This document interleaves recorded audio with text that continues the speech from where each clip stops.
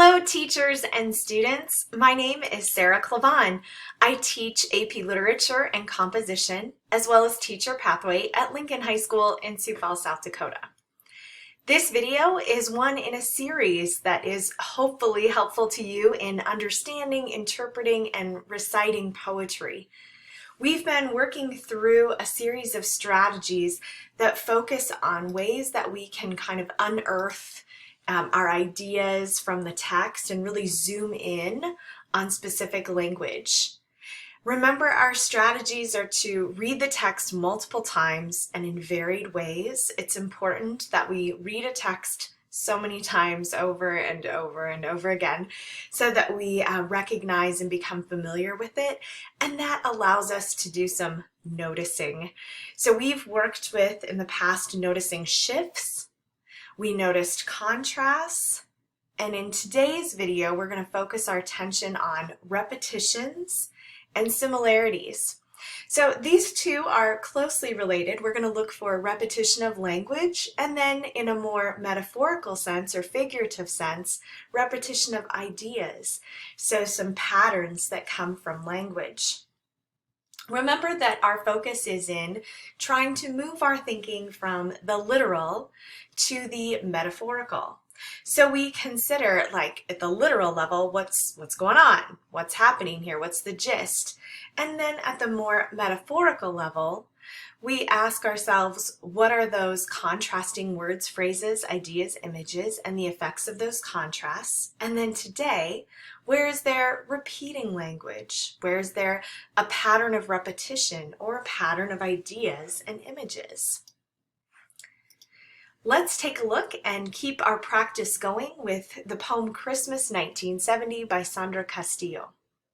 We've been using this poem in our practice through these videos, but you could certainly apply this work to the poem that you choose.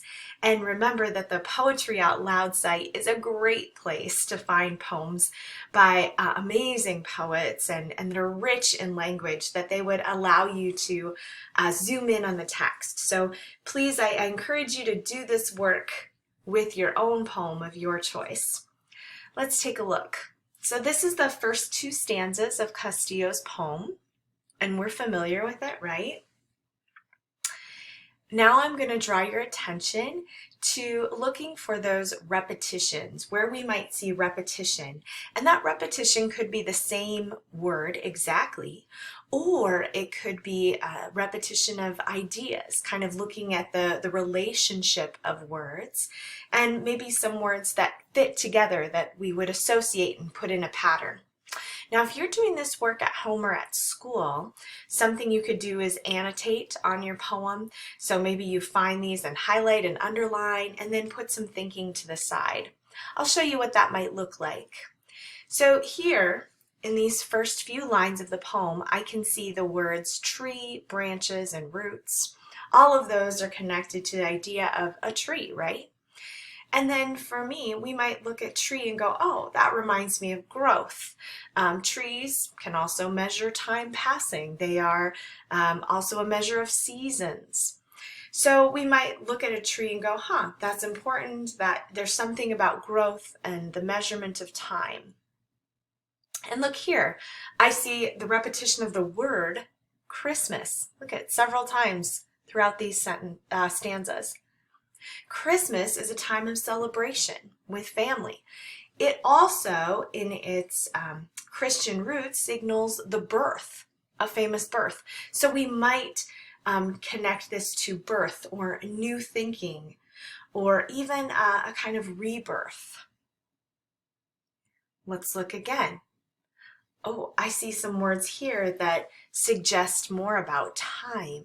Like this, a timepiece, measuring our days. And then in the second stanza, looking at a photograph, a Polaroid. These are things we use to capture a moment in time. So these words signal to me time, which could be a change, growth, or evolution, the growing up. So if we look at these patterns of language, we can connect them to ideas. And those ideas can help us understand the poem and can help us when we're ready to write about that poem or talk about it or even recite it for someone else to hear. Let's take a look at the last stanza of Castillo's poem.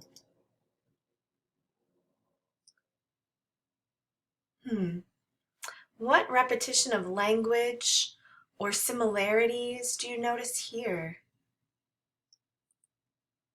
We've already drawn attention to the last lines of the poem, and we know those are important.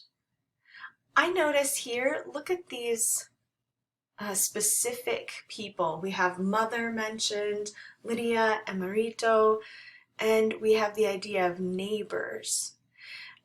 So it seems to me that this repetition, this could be family, even if they're not blood family, if they're not related by blood, they're still family, neighbors.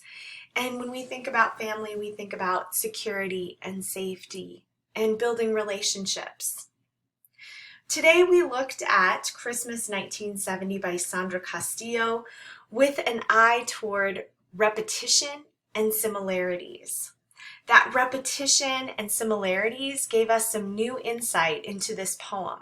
So now in our annotation, we might look at family, what the tree symbolizes or represents, the role of time, the setting of Christmas and that specific time, and how that might play into the narrative structure of this poem. So we have lots of ideas that we can put together to write about. If you're writing about this poem, your writing might focus on these ideas and then extend to think about what Castillo is saying about each of these. What does she reveal about family, about growth and growing up, about time and change and shift? So looking at these specific pieces gives us some more insight into the author's intent. Today, we looked for repetition and similarities. You might ask yourself in your poem that you choose, what patterns of language do you see? And what ideas are emphasized by these patterns of language? Next time, we'll put it all together and we'll look at how our zooming in on the text can help us recite this poem to be an instrument for Castillo's writing.